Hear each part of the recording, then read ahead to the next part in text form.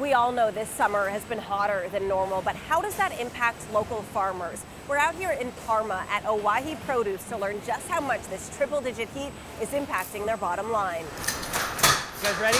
I mean, typically we see, I think the average is 6 days over 100 degrees. We're pushing 28 plus days over 100 degrees this year. That causes problems like this. Shay Myers runs operations for Owyhee Produce.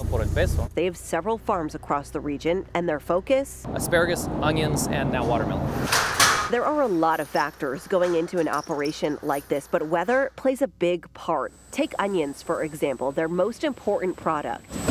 Each season, onions have a set number of growing days, but during the extreme heat, the growing stops. So if we have 100 growing days, but we remove 28 days from their cycle, what you end up with are onions that are a lot smaller.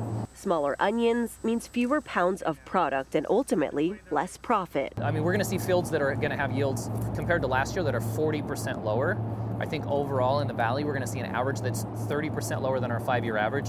It's massive. These buildings are designed to hold upwards of 7 million pounds of onions and can store them safely for more than 8 months. That means onions picked this summer can be sold all across the country through next spring. So those were harvested on the 9th. But as this year's crops dwindle, preparations will already be well underway for the following season. And with experts warning of a potential multi-year drought, Myers and his team may be forced to make some tough decisions. That might mean that all of our onions are grown on 2 or 3 farms that do have water, and we don't grow the 7 or 8 other crops that we normally would. Karen Layer, Idaho News 6.